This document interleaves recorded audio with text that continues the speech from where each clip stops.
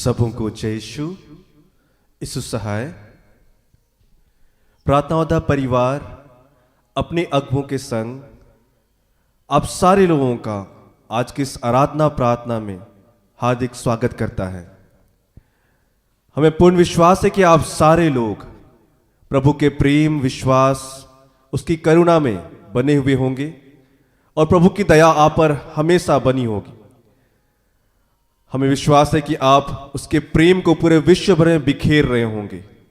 आज प्रभु ने हमें यह मौका दिया है कि हम सारे लोग फिर से एक साथ मिलकर उसकी आराधना प्रार्थना करें।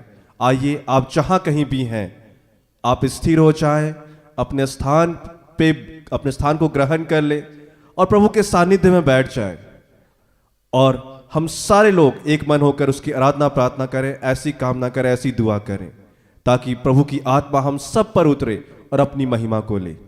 आइए हम लोग इस वक्त उन सूचियों को सुनेंगे जो प्रभु ने हमें दिया है आज की इस आराधना प्रार्थना के लिए। आरंभिक प्रार्थना करेंगी बहन रश्मि, आराधना में साथ देंगे बहन रश्मि, बहन कीर्ति और मैं। वचन पाठ बहन कीर्ति के माध्यम से होगा। वचन प्रचार एवं अंतिम विशेष प्रार्थना भाई राज के माध्यम से होगी। तो आइए, आप लोग जहां कहीं भी हैं प्रभु के सानिध्य में बैठ जाएं। जितने लोग यहाँ उपस्थित हैं खड़े हो जाएंगे।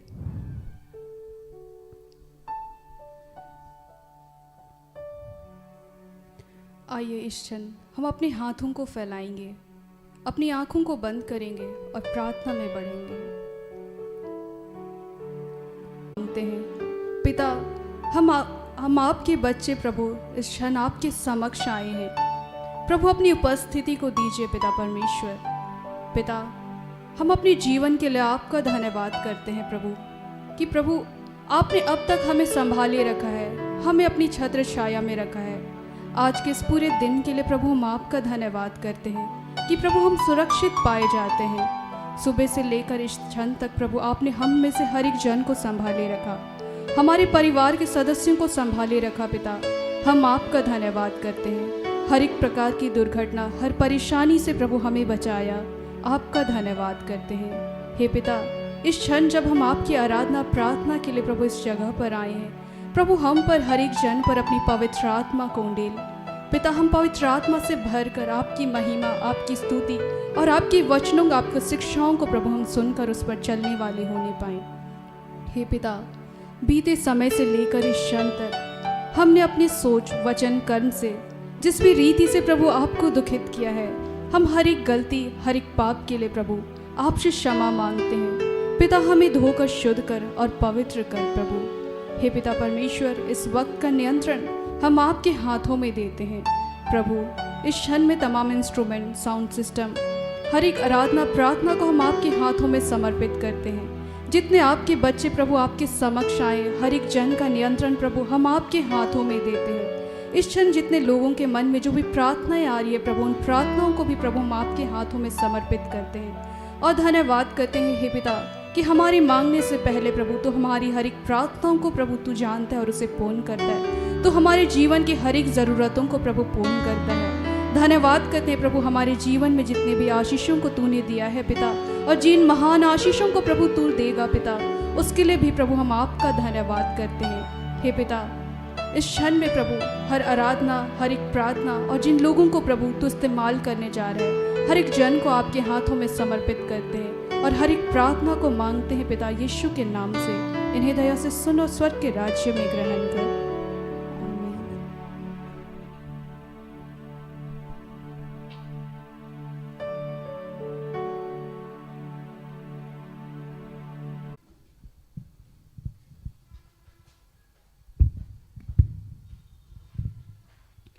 हम अपनी आँखों को बंद ही रखेंगे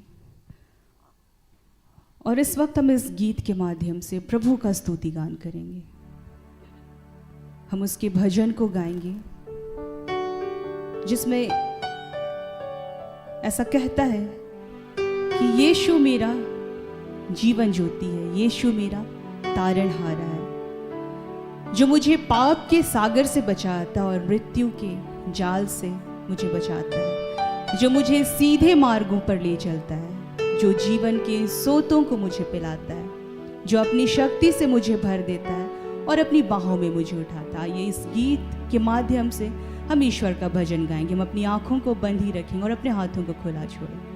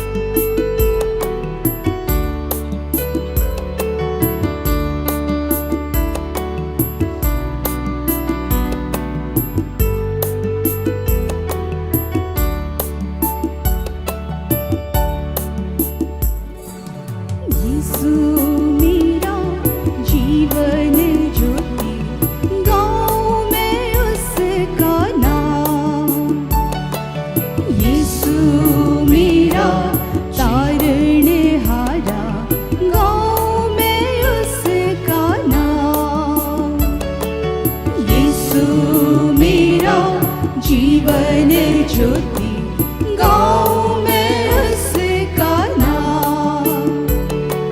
यीशु मेरा तारणहारा, गाऊं मैं उसका नाम। पाप के सागर से मुझे बचाता है, मृत्यु के जाल से मुझे उबारा है।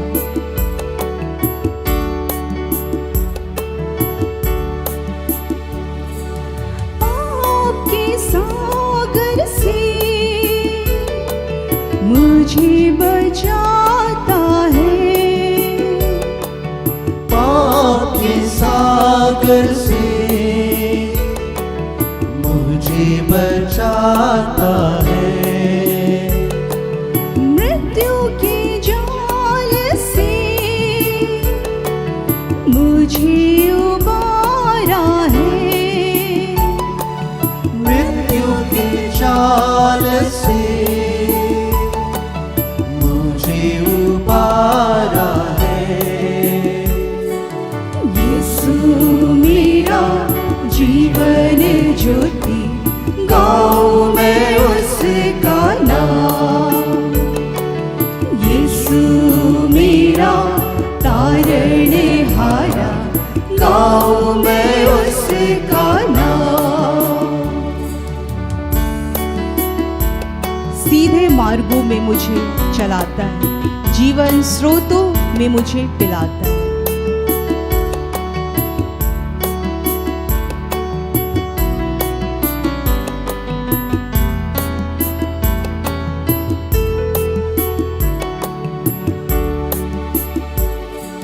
सीधे मार्गों में मुझे चलाता है। सीधे मार्गों में मुझे चलाता है। जीवन स्रोतों में मुझे पिलाता है। जीवन स्रोतों में मुझे पिलाता है। यीशु मेरा जीवन ज्योति, गाऊं मैं उसका नाम। यीशु मेरा तारणहारा, गाऊं मैं उसका नाम। अपनी शक्ति से मुझे भर देता है, अपनी बाहों में मुझे उठाता है।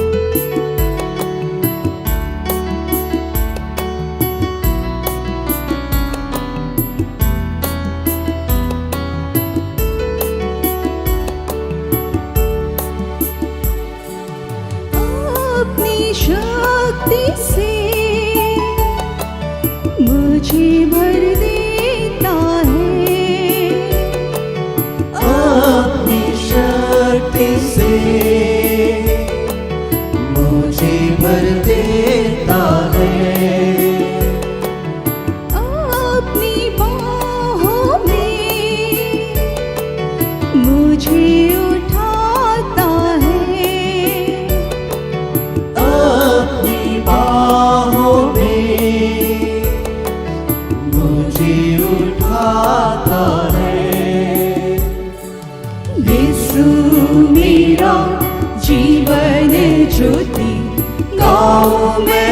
उसका नाम।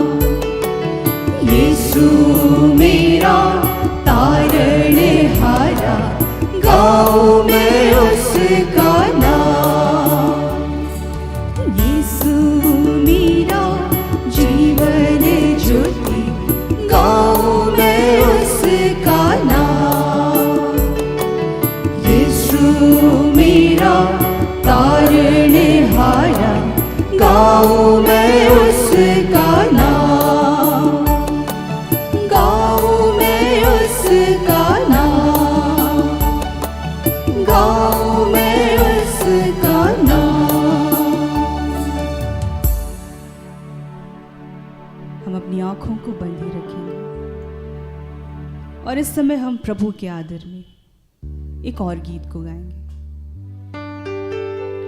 वो ईश्वर कितना भला है, वो ईश्वर कितना महान है, जिसने हमें कई सारी आशीषों से नवाजा है, हमारे सोचने से भी ज्यादा, हमारे मांगने से भी ज्यादा। जो कितना अद्भुत है, कितना महान है, उसने हमें कई सारी आशीषों से नवाजा है। आज हम उन्हें धन्यवाद दें। आइए हम एक और गीत को गाएंगे।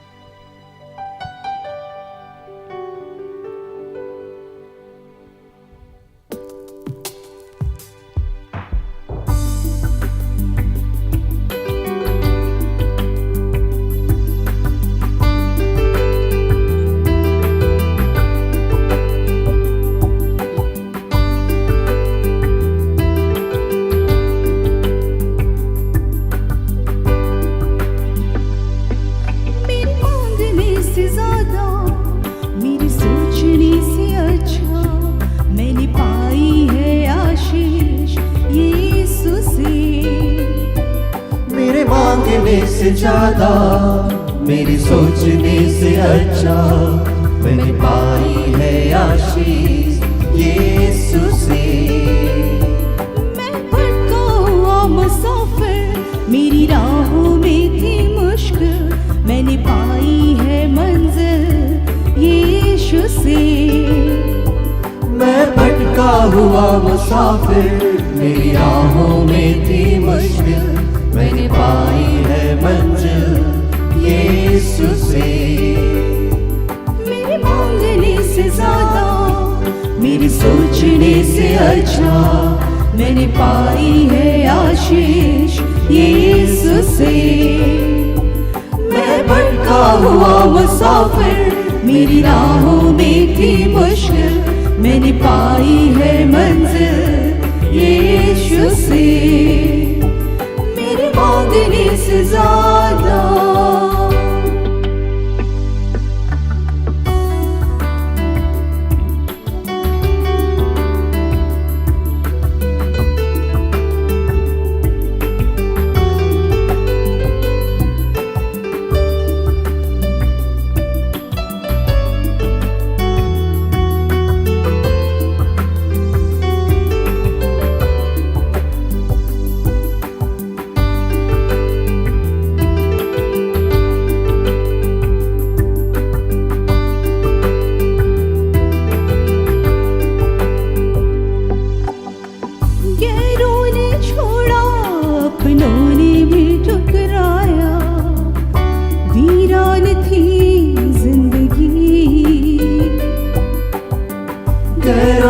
छोड़ा अपनों ने भी ठुकराया, वीरान थी जिंदगी।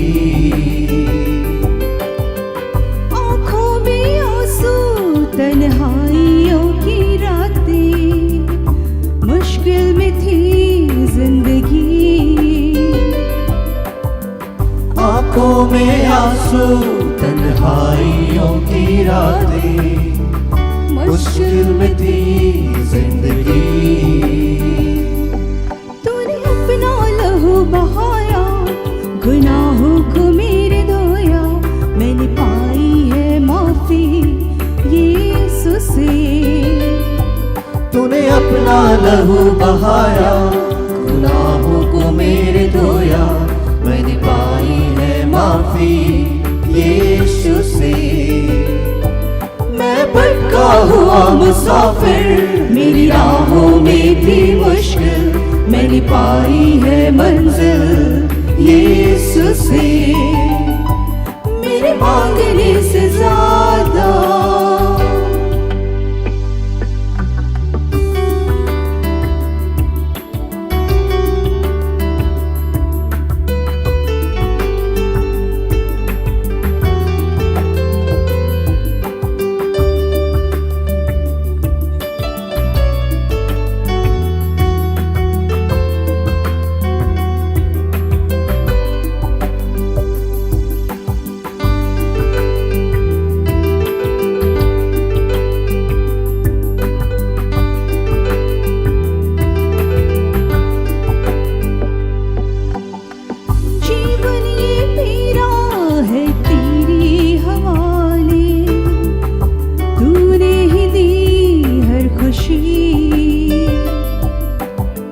जीवन ये मेरा है तेरे हवाले, तूने ही दी हर खुशी। जाऊं जहां मैं दूं तेरी गवाही, कितना अच्छा है तू मसीह। जाऊं जहां मैं दूं तेरी गवाही, कितना अच्छा है तू मसीह। तूने बाहें फैलाई, मुझको दे दी चंगाई, मैंने पाई है शाफी यीशु से। तूने बाहें फैलाई, मुझको दे दी चंगाई, मैंने पाई है शाफी यीशु से। मैं भटका हुआ मुसाफिर, मेरी राहों में थी मुश्किल, मैंने पाई है मंजिल यीशु से। मेरे मांगने से ज्यादा, मेरे सोचने से अच्छा, मैंने पाई है आशीष यीशु से। मैं भटका हुआ मुसाफिर, मेरी राहों में थी मुश्किल, मैंने पाई है मंजिल यीशु से। मेरे मांगने से ज्यादा।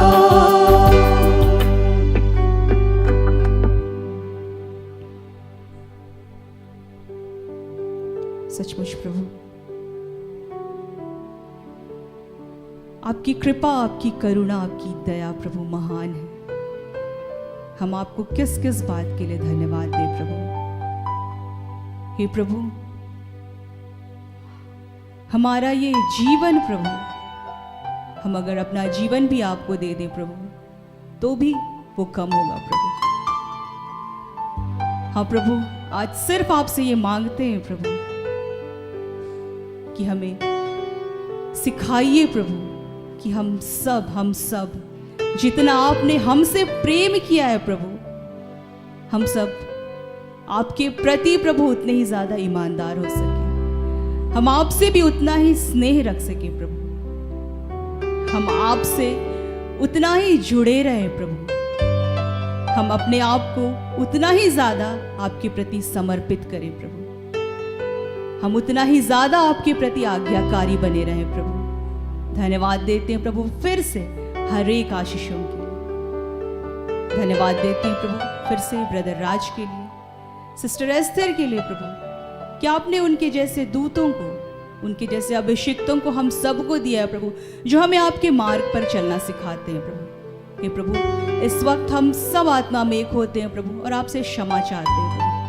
हाँ प्रभु, आपके मार्ग में चलने का प्रयास करते हुए प्रभु कई बार हमसे गलतियां होती है, कई बार, लेकिन प्रभु सच में आपका प्रेम इतना महान है प्रभु कि आप हमेशा हमें क्षमा करते हैं। ये आपकी कृपा होती है प्रभु कि हम आपके निकट आते हैं प्रभु और आप हम सबको अपने गले से लगाते हैं। धन्यवाद देते हैं प्रभु कि आपने हमारी आराधना को, हमारी प्रार्थना को ग्रहण किया है और इस प्रार्थना को प्रभु हम आपके बेटे उद्धार करते हैं यीशु मसीह के नाम से मांग लेते हैं। दया से सुनिए और स्वर्ग के राज्य में ग्रहण कीजिए। आमीन। हम सब बैठ जाएंगे।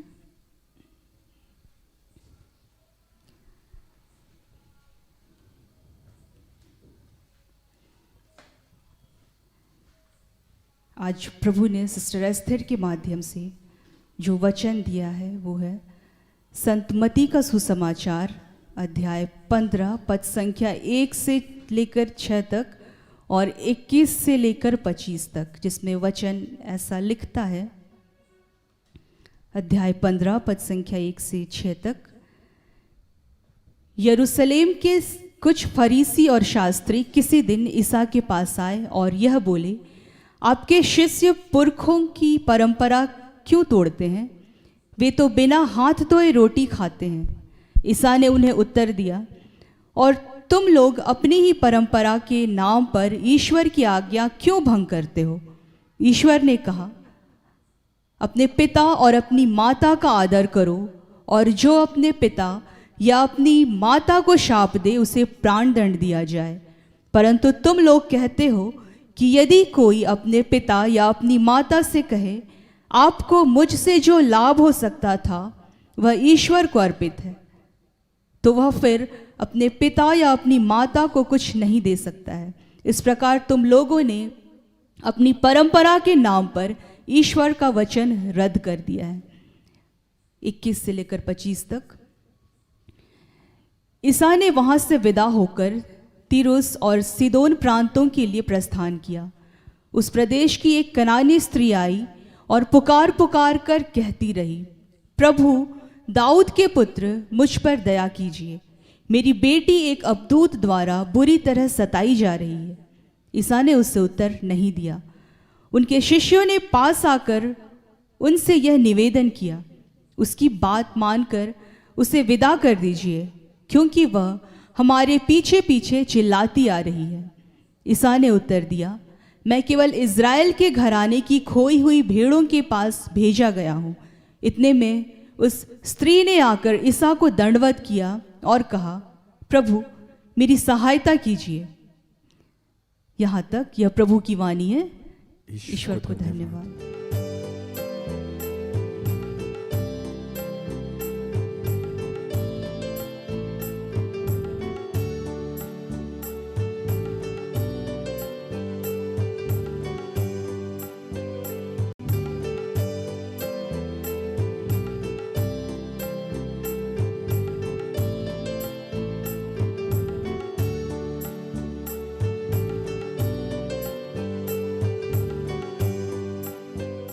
सबको जय यीशु।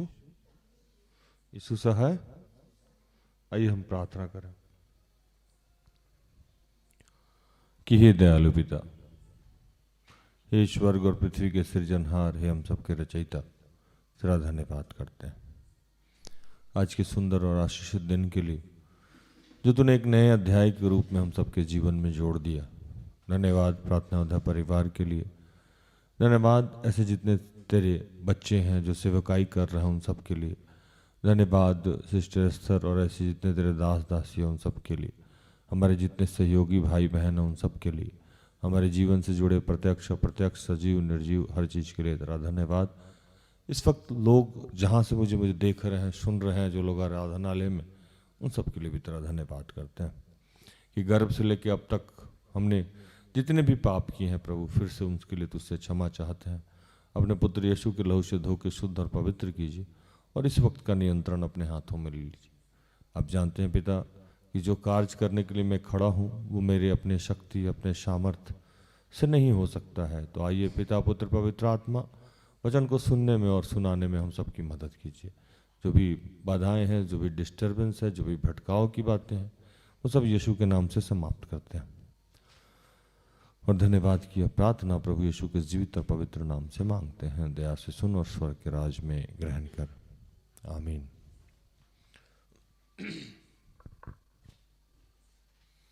आज जो यहाँ वचन मिला वो मती 15:1 से 6 और उसी का 21 से 25 वचन तो आप लोग सुन ही लिए हैं, लेकिन फिर भी पढ़ते हैं।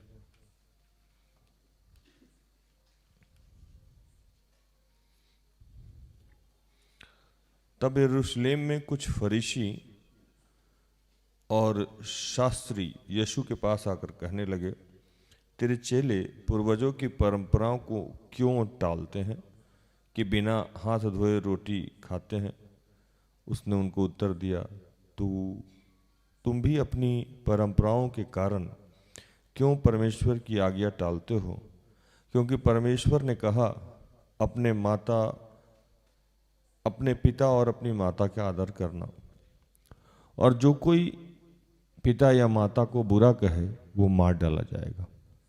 पर तुम कहते हो कि यदि कोई अपने पिता या माता से कहे कि जो कुछ तुझे मुझसे लाभ पहुंच सकता था वो परमेश्वर को भेंट चढ़ाया जा चुका है,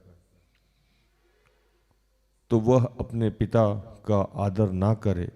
इस प्रकार तुम अपनी परंपराओं के कारण परमेश्वर का वचन टाल देते हो।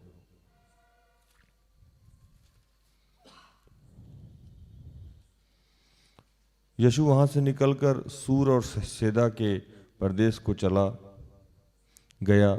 उस प्रदेश में एक कनानी स्त्री रहती थी जो चिल्लाकर कहने लगी, हे प्रभु, दाऊद की संतान, मुझ पर दया कर, मेरी बेटी को दुष्टात्मा बहुत सता रहा है। पर उसने उससे कुछ उत्तर ना दिया, और उसके बाद चेले ने आकर उससे विनती की, इसे विदा कर, क्योंकि यह हमारे पीछे चिल्लाते हुई आ रही है।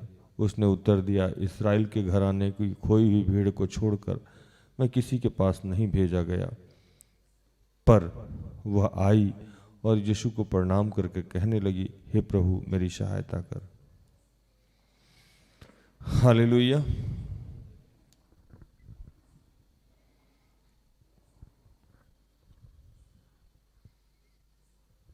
इस चीज से जिस पे आज मैं बोलने जा रहा हूं, पवित्र आत्मा के सामर्थ्य से, मैं त्रस्त रहा हूं बचपन से। क्या रहा हूं? त्रस्त। परंपरा, रीति रिवाज, सिस्टम, कल्चर अच्छी बात है, माननी चाहिए, लेकिन वचन कहता है कि तुम सत्य को जानोगे और सत्य तुम्हें स्वतंत्र करेगा। जब आप सत्य को जान जाते हैं और फिर भी आप स्वतंत्र नहीं हैं, ये दुखदाई बात। क्या है? ये दुखदाई है, ये कष्ट की बात है। आज हमारे जितने भी लोग हैं जो यीशु को जान गए हैं, फिर भी आज वो स्वतंत्र नहीं है। और मैं चूंकि किसी और परिवार से, मतलब मैं बाय बर्थ क्रिश्चियन तो हूँ नहीं, तो मैं आया हूँ यहाँ, और जब मैं देखता हूँ तो मैंने ये देखा कि रीति रिवाज, कल्चर, ये सब लगभग वही है जो मेरे धर्म में था, कुछ भी अलग नहीं है यहाँ। और इस बात से मैं थोड़ा सा परेशान और हैरान हो जाता हूँ। अब तो मैं निकल जाता हूँ, नहीं तो पहले मुझे लगता था अजीब कि मैंने जो चीज़ मैं वहाँ देखता था अपने परिवेश में, अपने समाज में, वो सारी ही चीज़ें लगभग यहाँ में देखने को मुझे मिलता है। आज पुलपिट के माध्यम से पूछता हूँ कि ये कैसी स्वतंत्रता है? मुझे लगता है कि हम पूरी तरह विश्वासी नहीं हुए। हम आधा विश्वासी हैं और आधा दूसरी जाति और धर्म का पालन करते हैं। जैसे कोई आदमी सरना धर्म को, क्योंकि मेरा मानना है, और मानना क्या है, ये सच्चाई भी है, कि कोई ना कोई आपके घर में, आप एक जनरेशन पहले जाओ, 2 जनरेशन पहले जाओ, 3 जनरेशन पहले जाओ, 4 जनरेशन पहले जाओ, 5 जनरेशन पहले जाओ, इससे ऊपर नहीं। यही कोई आपका एक जनरेशन होगा, आपके दादाजी, आपके परदादाजी, जो क्रिश्चियन धर्म अडॉप्ट किए होंगे, हाँ या नहीं? कोई ना कोई हुआ होगा। अब हुआ क्या कि वो कृष्ण धर्म को अडॉप्ट कर लिए, यीशु मसीह को मान लिए, लेकिन अपनी जो परंपराओं को वो निर्वाहन कर रहे थे, उसको वो छोड़ नहीं पाए। मतलब एक हाथ से वो यीशु का क्रूस पटके हुए हैं, पकड़े हुए हैं, और दूसरे इधर हाथ से वो अपनी परंपराओं को भी पकड़े हुए, छोड़ ही नहीं रहे। और हम अपने लाभ के लिए, कुछ लोग ऐसे बैठे हुए हैं जो अपने लाभ के लिए या अपने व्यापार के लिए या पता नहीं क्या है वो, जिसको मैं कभी भी समझ नहीं पाता हूँ कि क्यों गलत शिक्षाओं को फैलाते हैं, क्यों आप ऐसी बातों को कहते हैं जिससे हमारे आज विश्वासी भाई बहन लोग पूर्णतः स्वतंत्र नहीं हो पाते। रीति रिवाज मानना अच्छी बात है, परंपरा अच्छी बात है मानना, इसके लिए कहीं बाइबल भी मना नहीं करता और यीशु मसीह भी नहीं मना नहीं करते हैं। लेकिन रीति रिवाज के नाम पे जो हम आज गलत चीज़ों को फैला रहे हैं, गलत बातों को फैला रहे हैं, उससे यीशु को इनकार है। हम जो लोग उजाले में आ गए हैं, जो लोग रोशनी में आ गए हैं, उनको कहीं ना कहीं हम फिर से अंधेरे में धक्का दे रहे हैं। आया नहीं? सही है कि नहीं? हम फिर कहीं ना कहीं उनको रोशनी के बजाय, जो लोग रोशनी में आ रहा है, बहुत मुश्किल से आया है, बहुत मुश्किल से किसी को सत्य की प्राप्ति होती है। और इस बात को मैं जानता हूं कि बहुत मुश्किल से सत्य की प्राप्ति होती है, बहुत मुश्किल से हम अंधेरे से उजालों की तरफ आते हैं, और हम रीति रिवाज और परंपरा के चक्कर में फिर हम उधर उसी अंधेरे में डाले जा रहे हैं जिससे हम निकल के आए हुए हैं। नाम बदल जाता है, परिवेश बदल जाता है, भेष बदल जाता है, भूषा बदल जाता है, लेकिन कहीं ना कहीं से हम फिर वहीं पहुंच जाते हैं जहां से हम निकल के आए हुए थे।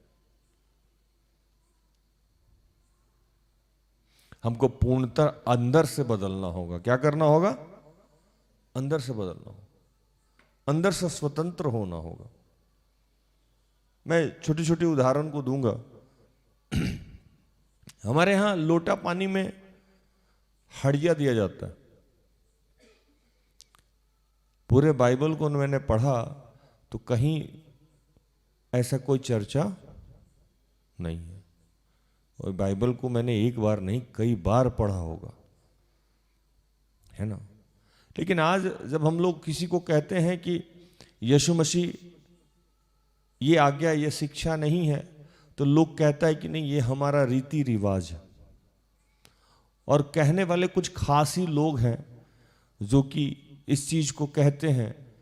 अगर वो चाहते तो इस चीज को तोड़ सकते हैं, आगे बढ़ सकते हैं। जैसे मैं जिस परिवेश से आया, तो मैं भी अपने परंपराओं से, अपने रीति रिवाज से घिरा हुआ था, लेकिन मैंने सोचा और मुझे ये पवित्र आत्मा का सामर्थ्य मिला, और मैंने उस चीज़ से आगे बढ़ के आज ईश्वर को मैंने एक्सेप्ट किया, तो मैं आज यहाँ हूँ। लेकिन जो लोग इसी धर्म जाति में बैठे हुए हैं, वो लोग अपनी ही परंपराओं से, अपनी ही रीति रिवाजों से ऊपर उठ के ईश्वर को एक्सेप्ट नहीं करना चाहते हैं। क्यों? तो उनके पिताजी ने ये समझाया था, उनकी माँ ये ने समझाया था, उनके दादाजी ऐसा करते थे।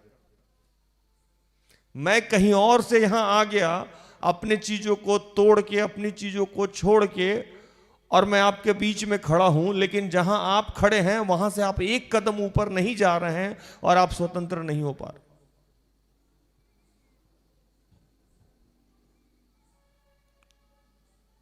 कुछ दिन पहले मैं किसी बच्ची का लोटा पानी यहां कर रहा था। मुझे लगता है कि पहला और आखिरी लोटा पानी होगा जो आराधनालय से मैं कंडक्ट किया। मैं यहां बैठा था, कुछ लोग आए, बोले कि लोटा पानी है, हड़िया तो चलेगा ही चलेगा। मैंने कहा बाहर इतना बड़ा बोर्ड लगा हुआ है कि नशा करके या नशा का सामान लेके अंदर नहीं आए। कहने लगे कि यीशु दाखरस पहला बनाया था, आप कैसे प्रचारक हैं कि दाखरस मना कर रहे हो। मैं बताऊं कि दाखरस और शराब में बहुत फर्क होता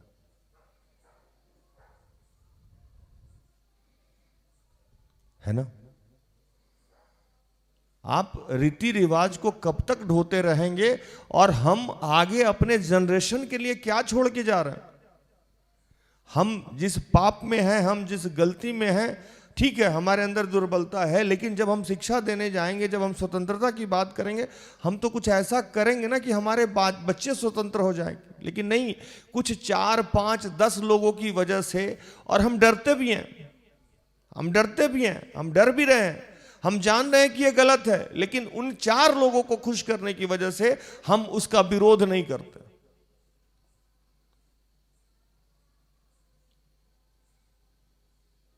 हम वो 4 लोगों को खुश करने की वजह से इसका विरोध नहीं कर पाते हैं, और हम ये भूल जाते हैं कि अगर वो 11 प्रेरित जो यीशु मसीह को मानने वाला था, वो भी अगर यही बात सोचता तो उस समय के जो फरीसी लोग थे उनका वो विरोध नहीं कर सकता था, और वो जानता था कि ये लोग मारते हमको, हाँ या नहीं, मारते ना। लेकिन नहीं, इसके बावजूद भी वो सत्य को बताता रहा।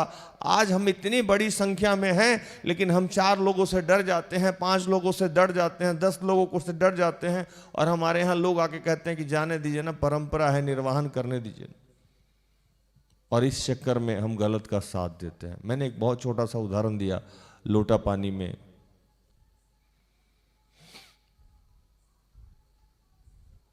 कुछ दिन पहले कोई एक आदमी आई और कहने लगी कि मेरे घर में कुछ लोग मर गया है, विवाह नहीं हो सकता, 1 साल तक विवाह नहीं हो सकता।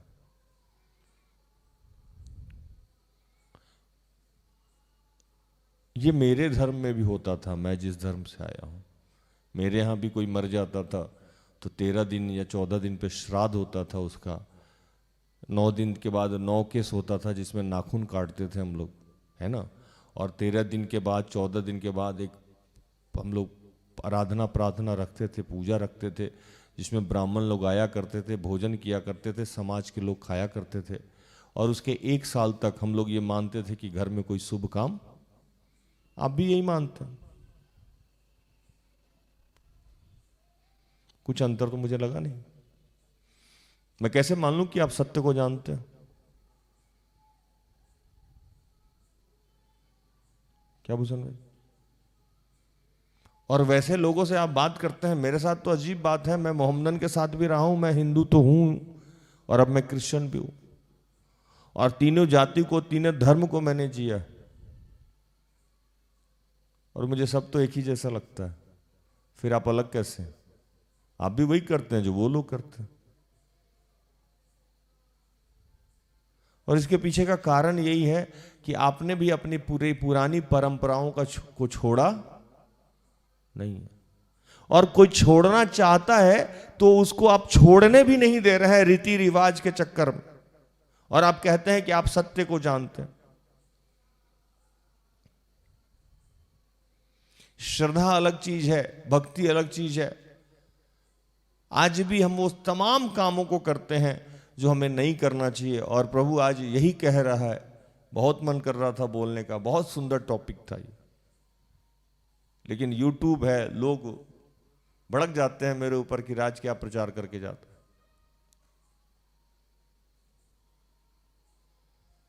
मुझे याद है कि हम लोग के धर्म में जब महिलाएं मां बनती हैं तो उनको 4 दिन, 5 दिन, 7 दिन तक कोई शुभ काम करने नहीं दिया जाता। मैं यहां भी देखा हूं बहुत सारे लोगों को कि महिला मां बनती है तो कोई शुभ काम नहीं करने दिया जाता। मैंने यहां भी लोगों को देखा है कब्र पे चावल चढ़ाते हुए, 9 दिन जाते हुए। मुझे कोई फर्क ही नहीं नजर आता। ये सब होता है कि नहीं? यहां होता है ना। कुछ भी अंतर मैंने नहीं देखा, कुछ भी अंतर नहीं देखा। नाम बदल गया है, काम वही है। नाम बदल गया है, काम वही है, कुछ भी अलग नहीं है। सबका नाम बदला हुआ, लेकिन काम वही हो रहा है। और प्रभु इसी चीज को तोड़ा था। यीशु क्या किया था? इसी चीज को तोड़ा था और समझा रहा था, और जिस पे आज हम बात कर रहे हैं।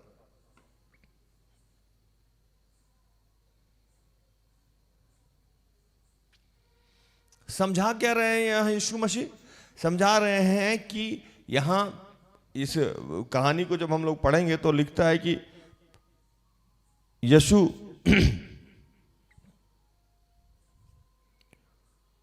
कहीं से आ रहे थे। ये जो जगह का नाम है गन्नेसरत से आ रहे थे, और वहाँ एक महिला जो बीमार थी, महिला वहाँ जब पहुँचे, गन्नेसरत नाम अगर हो सकता है मैं उच्चारण गलत ले रहा हूँ, तो वहाँ पहुँचे प्रभु। और पहुँचने के बाद लोगों को पता हो गया कि यीशु आए हुए हैं। कौन आए हुए हैं? यीशु आए हुए हैं। और यीशु आए हुए हैं तो लोग अगल बगल खबर भेज दिया कि यीशु आए हैं, आके चंगाई ले लो। लोग गया और जो जो उनके वस्त्र को छू पाया और यीशु से अनुग्रह ले पाया वो सब लोग ठीक होगा। ये सारा चर्चा चलने के बाद कुछ फरीसी लोग उनके पास आया और बोला कि देखिए आपके चेले हाथ नहीं धोते हैं और बिना हाथ धुले हुए रोटी खा लेते हैं, खाना खा लेते हैं। अब हाथ धुलना अच्छी बात है। हाथ क्यों धुलना है? हाथ में कुछ गंदगी लगी हुई है तो इसलिए धुलना है। धुल के खाइए, कोई दिक्कत नहीं है। लेकिन हाथ इसलिए धुलना नहीं है कि हाथ नहीं धुलेंगे तो ईश्वर नाराज हो जाएगा। क्या हो जाएगा? ईश्वर नाराज हो जाएगा, है ना। और वो लोग इस बात के लिए नहीं कि गंदगी है, वो इसलिए कह रहे थे कि पुराने जमाने से लोग हाथ धुल के खाता था, तो तुम्हारे चेले हाथ नहीं धुलते हैं तो ये रीति रिवाज का पालन नहीं करता। तो प्रभु वहां कहते हैं कि ठीक है, तुम रीति रिवाज की ही बात करते हो और परंपरा की ही बात करते हो, तो बाइबल में लिखा हुआ है, कितनी जगह लिखा हुआ है। जब 10 आज्ञा मिला तो बाइबल में लिखा है कि अपने माता पिता का क्या करना? आदर करना। ठीक है, मेरी बात तुम नहीं मानो, तुम पुरानी ही बात मानो, तुम मूसा के व्यवस्था पे ही चल लो, ठीक है मैं मान गया। लेकिन जब माता पिता के आदर करने की बात आती है तो तुम उसमें मॉडिफाई कर दिए हो। क्या मॉडिफाई कर दिए हो? कि तुम कहते हो कि कोई आदमी अगर प्रभु को दान दशमांश दे और जो खर्चा माता पिता पे करना है वो उठा के अगर ईश्वर को दे दे, मतलब ईश्वर को कैसे देते हैं हम? ईश्वर को देने के बदले में उस समय के फरीसी को जाके दे देते थे, है ना। तो वो माता पिता का सेवा नहीं करे तो चलेगा। तो प्रभु कहे कि तुम अगर यहां कहते हो कि हाथ धो के खाना जरूरी है तो फिर वहां उस नियम को क्यों तोड़ देते हो? तुम अपनी सुविधा के अनुसार, अपने लाभ के अनुसार सारे कामों को करते हो। हालेलुया, समझ में आया? और आज भी हमारे कुछ लोग ऐसे बैठे हुए हैं कि अपने लाभ के लिए हमें उल्टा पुल्टा चीजों को क्या करते हैं? समझाते हैं।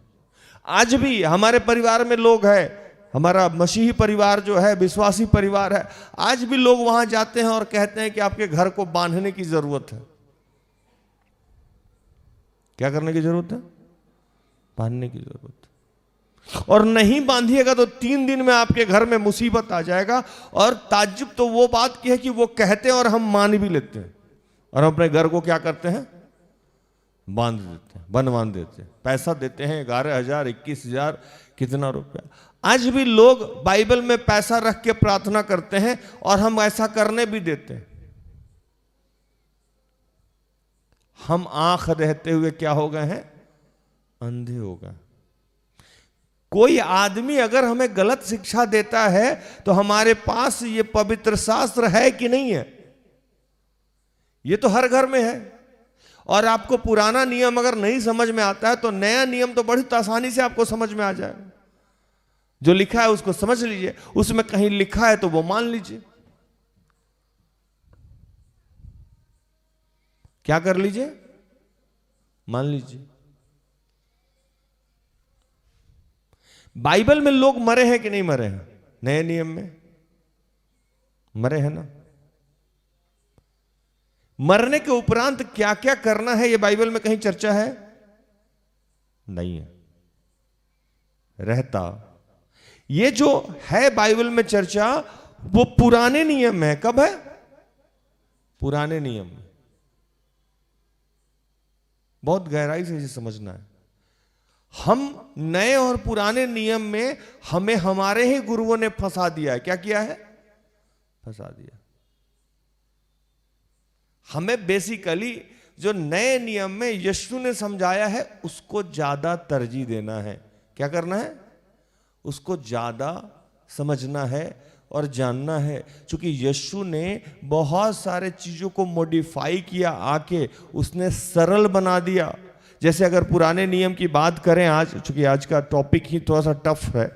पुराने नियम में बलि प्रथा थी। क्या थी? बलि प्रथा थी ना, कि हम याजक के पास जाते थे और भेड़ बकरी बैल लेके जाते थे और देते थे तो हमारी पापों से हमारी मुक्ति होती थी। लेकिन यीशु के आने के बाद ये क्या हुआ? समाप्त हो गया। आज भी हमें कोई आके कहे, और कहता ही है लोग, कुछ लोग आता है सेवकाई के नाम पे कहता है मुर्गा चाहिए, है ना? क्या भूषण भाई? चावल चाहिए, अच्छत चाहिए, अगरबत्ती चाहिए, मोमबत्ती चाहिए, इतना पैसा चाहिए, और हम दे देते हैं। और वो कहीं से पुराने नियम से कोई वचन खोल के निकाल के हमको पढ़ा भी देते हैं और हम मान भी लेते हैं। हाँ या नहीं? वही काम ये लोग कर रहा है ना जो यहां फरीसी कर रहा था, जिस पे प्रभु ने कहा कि तुम अपने माता पिता का आदर करने के लिए लिखा गया है, लेकिन तुम उसको कहते हो कि माता पिता में जो पैसा खर्चा करना है अगर वो ईश्वर में खर्चा कर दो तो माता पिता में खर्चा करने की जरूरत नहीं है। क्या किया इसने फरीसियों ने? उसको अपने अनुसार घुमा के लोगों को कह दिया। अब यहां भी आज भी वैसे ही हो रहा है, और तकलीफ जो करा रहा है उससे नहीं है, तकलीफ हमको उनसे है कि जो कर रहा है। आप भी कर रहे हैं, और कर इसलिए रहे कि आप डरे हुए हैं। आप कैसे स्वतंत्र हैं? प्रभु की जो बेसिक शिक्षा है, आज्ञा है, प्रभु पुराने नियम में लिखा था कि जो व्यभिचार करे उसको पत्थर से मार के क्या करो? मार डालो। लेकिन नए नियम में प्रभु ने तो क्षमा करने की बात कही है, और क्षमा किया भी है उन्होंने, यीशु ने। लेकिन आज भी अगर हमें कोई आके कहे कि जो व्यभिचार में पकड़ा गया उसको पत्थर मार दें, तो हम कुछ चीजों को जहां लाभ का है उसको पुराने नियम से उठाते हैं, जहां लाभ का नहीं है उसको नए नियम से उठाते हैं। मैं इस बात से कहता हूं कि नहीं, आज हम लोगों को अपनी परंपराओं, रीति रिवाजों से ऊपर उठना होगा। परंपरा निभाइए, जरूरी है, कोई दिक्कत नहीं है, लेकिन अगर वो परंपरा, वो रीति रिवाज हमारे और हमारे ईश्वर के बीच में बाधा उत्पन्न कर रहा है, तो वैसे रीति रिवाज और परंपरा को क्या करना होगा? तोड़ देना होगा। तोड़ देना होगा कि नहीं तोड़ देना होगा? तोड़ देना होगा, नहीं तो आज हमें ईश्वर की प्राप्ति नहीं होगी, कभी भी नहीं होगी। आज हमारा समाज, हमारा परिवेश इसीलिए फंसा पड़ा हुआ है। हम सोचते हैं कि हमारी तरक्की क्यों नहीं हो रही है, हमारी उन्नति क्यों नहीं हो रही है, हमारे जीवन में बदलाव क्यों नहीं हो रहा है। तो हम कुछ ऐसे रीति रिवाज में, हम कुछ ऐसे सिस्टम में फंसे हुए हैं जो बाइबल के शिक्षा के अनुसार नहीं है। ये हमारे जो पूर्वज बैठे हुए हैं और सांसारिक शिक्षा के अनुसार है, लेकिन बाइबल के शिक्षा के अनुसार है नहीं। आज हम विश्वासी हो गए हैं, लेकिन हमारा कर्म विश्वासी की तरह नहीं है। मैं यूथ क्लास में एक कहानी सुनाता था, मुझे याद आ रहा है, मैं उसको कह के आगे के वचन में चलूं। एक घर था जहां विवाह में नियम था कि लड़की के बेड के नीचे बिल्ली को काट के रख देना है, मार के रख देना। क्या नियम था? बिल्ली को मार के, काट के विवाह में जहां लड़की बैठी रहती है, लड़की का जो रूम है उसके नीचे रख देना। यही नियम था। जब भी किसी बेटी का विवाह होता था तो लोग एक बिल्ली ढूंढता था और बिल्ली को मारता था और टोकरी में ढक के उस रूम में रख देता था जिस रूम में लड़की रहती थी, मतलब वधू रहती थी। और लोगों का मानना था कि ऐसा नहीं करने पे ये चीज अशुभ हो जाएगा, हानि हो जाएगा, है ना। जब कुछ पूर्वज लोग उस घर के मिले तो उनसे मेरे ही टाइप का कोई लड़का भिड़ गया, बोला ये क्या सिस्टम, इसका सच्चाई बताइए। तो पता लगा कि उस घर की हिस्ट्री थी कि किसी दिन उस घर में विवाह हो रहा था। क्या हो रहा था? विवाह। तो विवाह के दरमियान में दही, दूध एक स्टोर में रखा हुआ था जहां सारा खाने का सामग्री रखा जाता है, तो वहां रखा हुआ था। तो उसी दरमियान में दरवाजा खुला हुआ छूट गया था। तो एक बिल्ली रानी कहीं से घूमती हुई आई और दूध या दही में मुंह लगा ली। तब तक स्टोर इंचार्ज जो स्टोर खाने पीने का निगरानी कर रहा था वो आया, वो देखा, वो बोला इसके मुंह में तो दूध दही लगा हुआ है, अगर ये बाहर चली गई तो लोग सोचेगा कि ये सब जूठा है, कोई खाएगा नहीं, और इतना बड़ा सामग्री हम फेंक नहीं सकते हैं। तो वो क्या किया कि बिल्ली को मारा और पकड़ा। मारने और पकड़ने के दरमियान में बिल्ली क्या हुई, मर गई। जब बिल्ली मर गई तो वो सोचा कि इसको कहां ले जाके फेंके, शादी ब्याह का घर है, तो उसको सबसे शांत और सुरक्षित घर रूम लगा लड़की का, जहां कोई आता जाता नहीं है। तो उसने क्या किया कि उसके बेड के नीचे उसको टोकरी में ढक दिया, ताकि जब जगह खाली हो जाएगा तो हम ले जाके इसको फेंक देंगे या गाड़ देंगे। और ये उस घर की क्या हो गई, परंपरा हो गई। हमारे पूर्वज ने कब किस स्थिति में कौन सा काम किया था ये हमें नहीं पता है, बस उन्होंने किया, हम उसको फॉलो करते रहते। तुम सत्य को जानोगे और सत्य तुम्हें स्वतंत्र करेगा, हम तोड़ ही नहीं पा रहे। पहले टेलीग्राम का जमाना था, आज भी हमें टेलीग्राम करना चाहिए। हमारे पूर्वज टेलीग्राम करते थे, हमें भी टेलीग्राम करना चाहिए। पहले लोग बैल से चलता था, बैलगाड़ी से, और पैदल टमटम पे चलता था। आज भी हमें पैदल गाड़ी, बैलगाड़ी और टमटम पे चलना चाहिए। क्यों हम चलते हैं हवाई जहाज, है ना। पहले वो दिया जलाते थे हम लोग, वो जो सीसी में कपड़ा लगा के मिट्टी तेल जला के हम लोग जलाते थे। आज भी हमें वही काम करना चाहिए। हम तो बल्ब जलाएं, बल्ब से ट्यूब पे आए, ट्यूब से एलईडी पे आ गए, यहां क्यों बदलाव कर लिए, है ना। वहां हम दिया से लालटेन पे आए, लालटेन से हम लैंप पे आए, और लैंप से हम आज यहां पहुंचे हुए हैं। पहले हम घर में, मुझे याद है कि पुआल से खाना बनता था। पुआल समझते हैं ना आप, पुआल ऐसे डालते थे, एक लकड़ी रखते थे, मम्मी उसको ऐसे झाड़ झाड़ के अंदर लगाती थी, तो पुआल से खाना बनता था। कुछ घरों में देखते थे कि शीशम का पत्ता इकट्ठा करके जलाया जाता था। आज गैस हुआ, और गैस तो पहले लाइटर से, माचिस से जलाते थे, उसके बाद लाइटर आया। आज तो ऐसा गैस है कि बटन दबाइएगा जल जाता है। नहीं बदलना चाहिए ना ये सब चीज को, हमको तो वही रहना चाहिए था जहां थे। पहले हम लोग धोती पहनते थे और साड़ी, आप लोग को सबको साड़ी और धोती में कल से आना चाहिए। परंपरा तो वो भी है, लेकिन नहीं, हम लोग बहुत तेज लोग हैं। जहां जहां जैसी सुविधा हुई बदले, और जहां लग रहा है कि इससे हमको परेशानी हो रही है उसको बदलने को तैयार। वो परंपरा है मेरा, उससे मेरा लाभ है, और इस चीज को कोई तोड़ने को तैयार नहीं है। क्योंकि तोड़ देंगे तो मेरा दुकानदारी बंद हो जाएगा, मेरी कहानी समाप्त हो जाएगी। प्रभु कह रहे हैं कि आज आप रीति रिवाज परंपराओं का निर्वहन करें, जरूर करें, लेकिन वैसे रीति रिवाज और परंपराओं का निर्वहन करने से बचें जो आपके ईश्वर के शिक्षाओं के विरुद्ध है। हालेलुया। ईश्वर की जो शिक्षाएं हैं उसके विरुद्ध है। अगर वो आपसे ईश्वर के से मेल कराने में आपको रोकता है। आज मैं आ रहा था सिस्टर एस्तर को, मैंने दिखाया कि देखिए इस पियागो के पीछे एक जूता टंगा हुआ है, नागड़ा जूता टंगा हुआ था ना। अच्छा आप तो नहीं थे। वो जूता इसलिए टांगा रहता है कि कोई पीछे से देखे तो उसको क्या दिखाई दे, जूता, नजर नहीं लगे। वो काम वो भी कर रहा है, वो काम आप भी कर रहे हैं। पीछे जूता और आगे क्रॉस लगाए हुए हैं।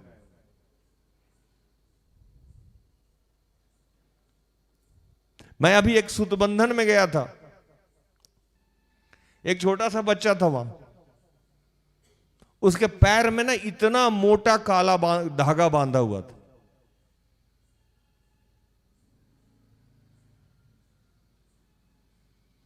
कितना मोटा, इतना मोटा सा काला धागा बांधा हुआ था। मैं प्रार्थना करने लगा, प्रभु ने मुझे बताया कि इस बच्चे के जीवन में बहुत सारी परेशानियां हैं, बहुत सारे दिक्कत है। मैं उसके पास गया भी और मैंने कहा बेटा रसगुल्ला खाओगे। मैं जान के उसके पास गया, और बाद में मेरी अगुआ बोली कि उसकी माँ आई और कहने लगी कि इस बच्चे के लिए प्रार्थना कीजिए।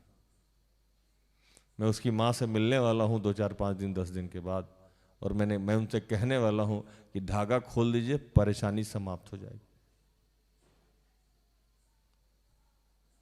क्या फर्क है? धागा तो दूसरा भी बांधता है, हम भी बांधते हैं।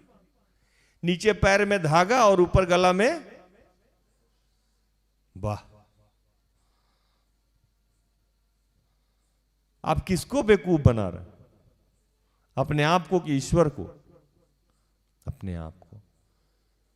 टॉपिक ऐसा है कि बहुत कुछ बोला जा सकता है, लेकिन भावना आप समझिए कि आप वैसे रीति रिवाज और परंपराओं का निर्वहन करने से बचिए।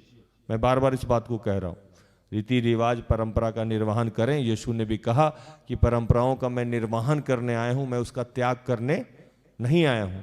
लेकिन वैसे रीति रिवाज परंपराओं का निर्वहन ना करें जो आपके ईश्वर की शिक्षा और आज्ञाओं का उल्लंघन करता है। आप कंट्रोवर्सी में फंसने से बचें। अभी एक बच्चा था जो अभी कहीं सेवकाई कर रहा है, मैं बेदी में बैठा हुआ था और वो सिस्टर अस्तर उसको समझा रही थी। वो माता पिता से झगड़ा किए हुआ था। कैसे लोग फंसाता है वचन में, मैं आपको बताऊं। अपने माता पिता से झगड़ा किया था और वो कोई सेवक बनने के तैयारी में था, पढ़ाई कर रहा था। सिस्टर अस्तर उसको समझा रही थी और मैं बगल में बेदी में बैठ कर प्रार्थना कर रहा था। वो समझा रही थी कि बेटा माता पिता से झगड़ा नहीं करते हैं, आप अगुआ बनने वाले हैं, आप ये हैं, आप वो हैं। बाइबल में लिखा है अपने माता पिता का आदर कर, ये पहली ऐसी आज्ञा है जिसके साथ प्रतिज्ञा भी लगी हुई है। वो भाई कहने लगा कि आप नहीं जानती हैं, बाइबल में ये भी लिखा है कि तुम मुझसे ज्यादा अगर अपने माता पिता को चाहते हो तो मेरे योग्य नहीं हो। लोग ऐसे ही आपको समझाएंगे, वचन से ही समझाएंगे। और मैं आपको बताऊं कि शैतान भी वचन से ही बात करता है। कैसे बात करता है?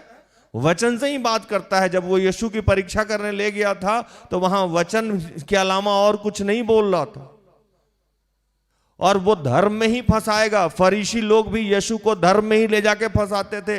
जब एक स्त्री को वो पकड़ के लाए और वो व्यभिचारी स्त्री थी, तो वो कहने लगे कि मूसा के व्यवस्था में लिखा है। मूसा का व्यवस्था कौन?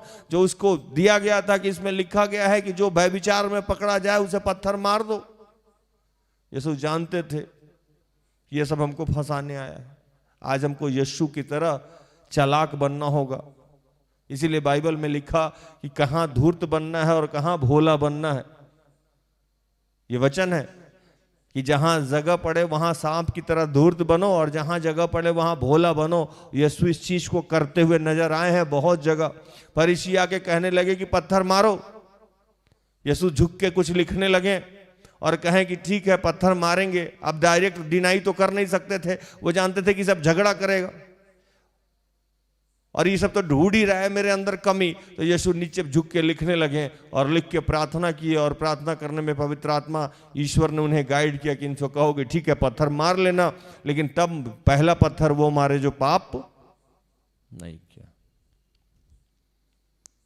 कुछ देर बाद सर ऊपर उठाते हैं और कहते हैं कि हे नारी, तुम्हें किसी ने पत्थर नहीं मारा, जा मैंने भी तुझे नहीं मारा, फिर पाप नहीं कर रहा। अगर परंपराओं का निर्वहन वहां होता तो उस नारी को पत्थर मार मार के हम लोग क्या किए रहते? मार दिए रहते। यीशु ने जरूर कहा है कि परंपरा का निर्वहन करें, लेकिन कहां कैसे करना है ये भी प्रभु ने सिखाया है नए नियम में। नए नियम को बहुत अच्छे से पढ़िए। कोई आदमी अगर अपने लाभ के लिए आपको शिक्षा दे रहा है, आप बचिए। आप अंधे नहीं हैं, आप बहरे नहीं हैं, आप एजुकेटेड लोग हैं। आप भी समझिए कि क्या उचित और क्या अनुचित है, क्या सही है, क्या गलत है। अगर हम आज नहीं समझेंगे तो हम भी बाकी लोगों की तरह ही हैं।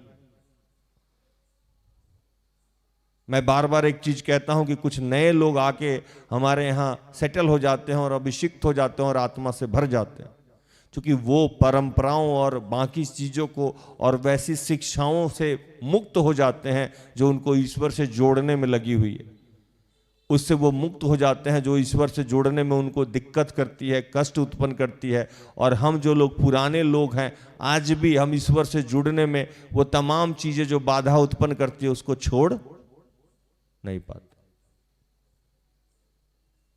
और ऐसी मैं हजारों घटनाएं आपको बता सकता हूं, जहां हम विवाह करते हैं, जहां हम जहां हम मरने के बाद का उपाय करते हैं, जहां हम जीते हुए उपाय करते हैं, जहां जन्म के समय में संस्कार, जितनी सारी घटनाएं हमारे घर में घट रही है, उन सब को हम ध्यान से देखें तो पता लगेगा कि हम क्रिश्चियन नहीं बने हैं अभी। हम या तो सरना थे, हम या तो हिंदू थे, या तो हम मोहम्मदन थे। हम आधा छोड़े हैं और आधा पकड़े, पूरी तरह हम छोड़े उसको नहीं।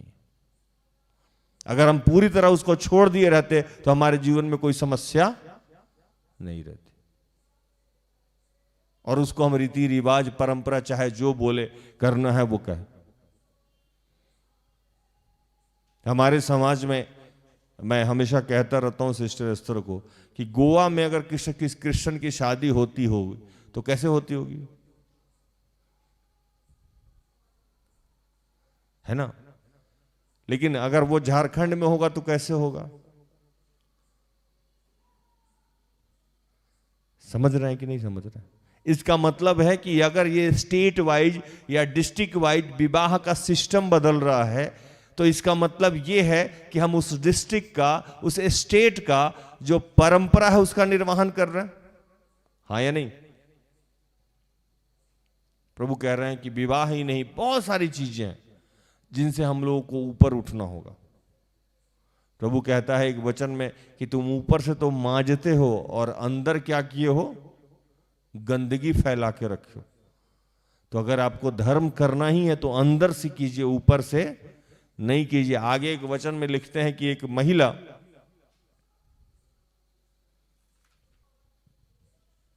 महिला जो परेशान थी, जिसका दूसरे बाइबल में पढ़ेंगे इसको, दूसरे बाइबल मतलब कि ये आपको मत्ती का है, मत्ती 15:21 से लेके 25 तक। लेकिन जब आप इसको मरकुस में पढ़ेंगे तो वहां आपको मिल जाएगा, मरकुस 7 में। तो इसमें लिखता है कि एक महिला थी जो काफी परेशान थी, उनकी बेटी बीमार थी, दुष्ट आत्मा से ग्रसित थी, और यीशु के पास वो गई और उनके चेले कहने लगे कि प्रभु ये बहुत चिल्ला रही है, हे दाऊद की संतान हम पे दया कर, हे दाऊद की संतान हम पे दया कर। और प्रभु पहले डिनाई कर देते हैं कि नहीं, अभी हम ये नहीं कर सकते हैं, क्योंकि वहां कहते हैं कि जो भटकी हुई भेड़ है, भटकी हुई भेड़ वो किसी खास समुदाय को कह रहे थे कि उसको छोड़ के हम किसी और के लिए अभी काम नहीं कर सकते हैं, फर्स्ट ऑफ ऑल हम इसका काम करते हैं। फिर भी वो चिल्लाती रही। तो पहले वचन में आज प्रभु कह रहे हैं कि आप जहां हैं, जिस जगह पे हैं, वहां कोई भी वैसा परंपरा, कोई भी वैसा रीति रिवाज, मैं बार बार इस बात को कह रहा हूं, परंपरा और रीति रिवाज को निभाएं, जरूर निभाएं, लेकिन वो परंपरा और वो रीति रिवाज जो आपको ईश्वर से अलग कर रही है उसको आपको छोड़ना ही होगा, उसको आपको तोड़ना ही होगा।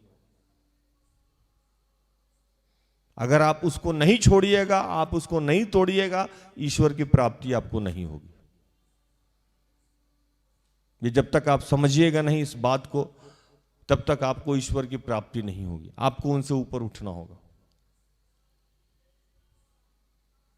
और दूसरे वचन में कह रहे हैं कि आप चाहे जिस धर्म जाति से हैं, आप जहां से आए हुए हैं, कोई कितना भी कहे कि यीशु मसीह आपको नहीं मिल सकता है, आप बपतिस्मा नहीं पाए हैं, आप किसी चर्च के मेंबर नहीं है, आप ये नहीं है, आप वो नहीं है, आपको ये सुनने की जरूरत नहीं है। आप सिर्फ चिल्लाइए प्रार्थना में, ईश्वर आपको मिल जाएगा। हालेलुया। आप सिर्फ पुकारिए, वो सबका ईश्वर है, वो सबका यीशु है, वो सबके लिए आया था। कितना भी आपको कोई रोके उससे मिलने के लिए, कितना भी रोके आपको उससे जुड़ने के लिए, वो सबका ईश्वर है। सारी पृथ्वी के लोग उसके हैं, कोई पहले कोई बाद में, ये जरूर हो सकता है, लेकिन वो बारिश धूप ये सब के लिए निकालता है। हो सकता है कि हम बाद में हो सकता है कि हम पहले हो सकता है कि एलिया नबी का पहले समय था, एलीशा का बाद था, हो सकता है कि दाऊद का पहले समय था, सामुएल का सुलेमान का बाद में समय रहा, हो सकता है साउल का पहले समय रहा, दाऊद का बाद में समय रहा हो सकता है मूसा का पहले समय रहा हो, यीशु का बाद में समय रहा हो, है ना। हो सकता है यीशु आए 3 साल सेवकाई किए, उसके बाद पतरस सेवकाई किए, उसके बाद पौलुस सेवकाई किए। समय और काल आपका आगे पीछे हो सकता है, इस चक्कर में नहीं पड़ना, आपको पुकारते रहना है। हालेलुया। क्या करना है? पुकारते रहना है। कोई बाधा, कोई रुकावट आपको ईश्वर से मिलने में और ईश्वर से जुड़ने में नहीं रोक सकती। हो सकता है कि आप व्यभिचार में हैं, हो सकता है कि आप नशा में हो सकता है कि आप गलत कर्म कर रहे हैं। प्रभु कह रहा है कुछ भी नहीं, ये आपको रोक नहीं सकता है। आपकी प्रार्थना सुनी जाएगी। और इसके आगे के वचन में आप जब पढ़िएगा, इसी में वो इतनी ना चिल्लाई कि प्रभु ने वहां कहा कि जा घर जा, तेरी बच्ची दुष्ट आत्मा से स्वतंत्र हो गई। हालेलुया। कई बार यीशु मसीह भी अगर बोले आके कि हम तुम्हारी प्रार्थना को अभी नहीं सुनेंगे, तब भी प्रार्थना करते रहना, क्योंकि वो दयालु है। तो प्रभु कह रहे हैं कि आप वैसी परंपरा से जो आपको ईश्वर से जुड़ने में रोकती है, आपको अलग होना होगा। आज अगर आप नहीं जगेंगे, कल के डेट में फिर दूसरा जनरेशन इसी में फंसा रहेगा, फिर तीसरा जनरेशन उसी में फंसा रहेगा। आज हम ईश्वर के बारे में अगर हम चलने का प्रयास नहीं करते, तो मेरी पत्नी भी चलने का प्रयास नहीं करती, मेरी बेटी भी नहीं चलती। अगर आज हम हिम्मत नहीं किए होते, तो आज मेरे घर में जो बाकी लोग हैं वो शायद ईश्वर को नहीं जानते। विश्वास कर तो तू और तेरा घराना उद्धार पाएगा। तो कुछ हिम्मत आज हम लोगों को करना होगा। डर लगेगा, लोग विरोध करेगा, समस्याएं आएंगी, लेकिन ये समस्याएं यीशु मसीह के साथ भी आई थी, उनके शिष्यों के साथ भी आई थी। आपके साथ भी थोड़ी बहुत समस्याएं आएंगी, लेकिन वैसे परंपराएं और वैसे रीति रिवाज जो आपको ईश्वर के शिक्षा और आज्ञाओं से अलग करती है, उसको आपको तोड़ना होगा। और चाहे जो जितना भी आप बड़े समस्या में हो, चाहे आप जिस जाति धर्म से हो, आप प्रार्थना कीजिए, प्रभु आपकी प्रार्थना को सुनेगा। प्रभु इन सारे वचनों से आप सबको और मुझे भी आशीषित करे। आमीन।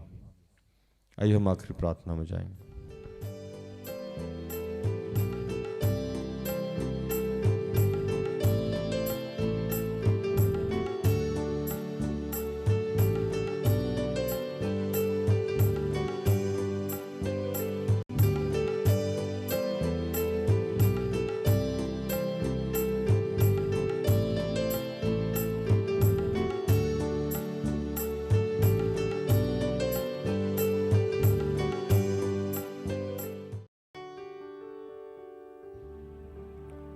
कि हे दयालु पिता,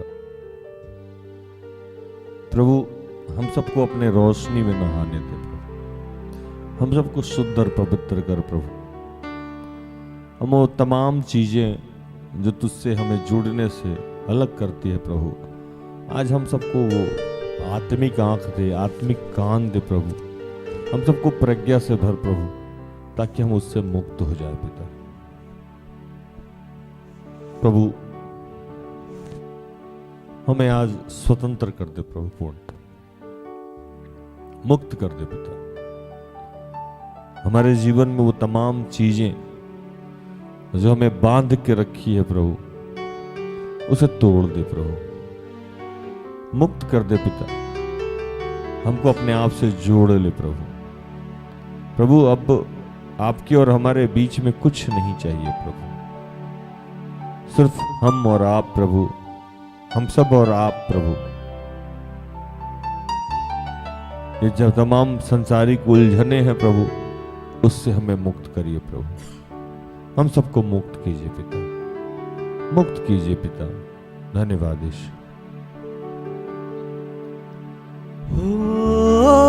अपनी रूह की आग से,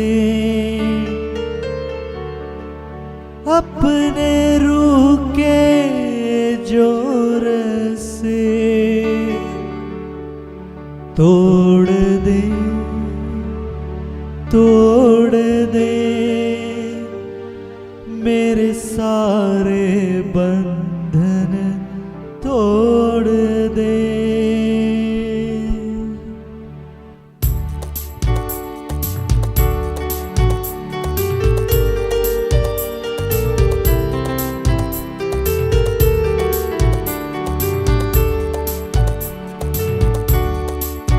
तोड़ दे मेरे सारे बंधन, तोड़ दे मेरे सारे बंधन, तोड़ दे मेरे सारे बंधन, तोड़ दे मेरे सारे बंधन, तोड़ दे अपने रूह की आग से, अपने रूह की आग से, अपने रूह के जोर से, अपने रूह के जोर से तोड़ दे मेरे सारे बंधन, तोड़ दे हे दयालु पिता, इस वक्त जितने लोग मुझे देख रहे हैं, सुन रहे हैं प्रभु, उन सब के लिए मैं अपनी अगुआ सिस्टर एस्थर के साथ मिलके और अपने जितने सहयोगी भाई हैं उन सब के साथ मिलके प्रार्थना करता हूँ प्रभु कि उन्हें तुम सत्य की प्राप्ति हो जाए प्रभु। आज वो तमाम बातें जो आपसे जुड़ने में उन्हें रोकती है प्रभु, उनके जीवन से आज तोड़ दे प्रभु। पूरे भारतवर्ष को, पूरे विश्व को तेरे हाथों में समर्पित करते हैं प्रभु। हमारे जितने रखवाले हैं, हमारे जितने अगुए हैं, चाहे वो जिस भी रूप से हमें गाइड करते हो, प्रधानमंत्री हो, राष्ट्रपति हो, किसी चर्च के पासवान हो प्रभु, हम सबको प्रभु अपने नियंत्रण में प्रभु। और आज हम सिर्फ प्रभु स्वतंत्रता की मांग करते हैं पिता, तेरा धन्यवाद करते हैं।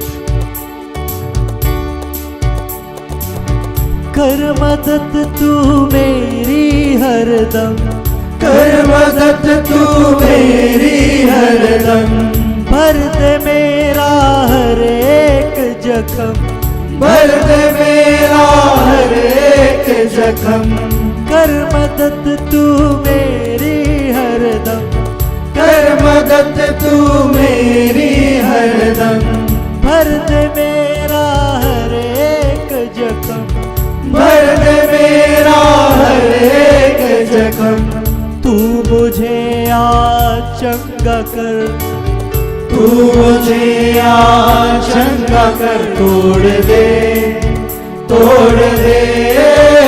मेरे सारे बंधन, तोड़ दे हे दयालु पिता, फिर से तेरा धन्यवाद करते हैं प्रभु कि तूने मुझे अपने राज्य के विस्तार के लिए चुना है प्रभु। तूने मुझे अंधेरे से निकाला है प्रभु, मुझे वो रोशनी दिया है प्रभु जिस रोशनी को मैं पूरे विश्व में फैला सकूं प्रभु। इसलिए तेरा धन्यवाद करते हैं। जो कृपा तूने मुझ पे की है प्रभु, वो तमाम तेरे बच्चों के लिए आज मांगते हैं प्रभु। सब कुछ आपके हाथों में समर्पित करते हैं। इन तमाम प्रार्थना को प्रभु यीशु के जीवित और पवित्र नाम से मांगते हैं। दया से सुन और स्वर्ग के राज में ग्रहण कर, आमीन। तो धन्यवाद प्रभु, आप सबको आशीष दे। आशा करते हैं कि आज के प्रार्थना से, आराधना से, वचनों की उद्घोषणा से और अंतिम प्रार्थना से प्रभु ने आप सबको स्पर्श किया हो। मैं फिर से कहूं कि मैं परंपराओं के खिलाफ नहीं हूं। वैसी परंपराएं जो आपको ईश्वर की शिक्षाएं और आज्ञाएं से अलग करती है, उनसे बचें। वैसे लोगों से भी अपने आप को बचाएं जो आपको ईश्वर की शिक्षा और आज्ञा को तोड़ के, मरोड़ के अपने लाभ के लिए सिखाता है। आपके पास बाइबल है, उसमें नया नियम है, यीशु ने क्या कहना है, क्या करना है, कैसे जीना है, ये सब कुछ सिखाया है। आप सिर्फ नया नियम को भी पढ़ ले तो आपकी समस्याएं समाप्त हो जाएगी। तो अपने आप को बचाएं और आने वाले अपने जनरेशन को भी सत्य बताएं, कहानी नहीं सुनाएं। और कोई भी कुछ कहता है तो उसका तथ्य क्या है ये बताएं। तो कल संध्या में हमारी आपकी फिर से मुलाकात हो जाएगी। तब तक के लिए स्वस्थ रहें, सुरक्षित रहें, सरकारी नियमों का पालन करें, प्रभु के आदेश का पालन करें। जैसा मैं रोज कहता हूं कि हम सब में बहुत सारी दुर्बलताएं हैं, कृपया क्षमा करें और हमारे लिए प्रार्थना करें। प्रार्थना द परिवार अगर आपके किसी भी काम आता है तो कृपया हमें संपर्क करें। हम सब अपने आप को धन्य समझेंगे। प्रभु आपको आशीष दे। जय यीशु, यीशु सहाय। Praise the lord. Good night, good bye.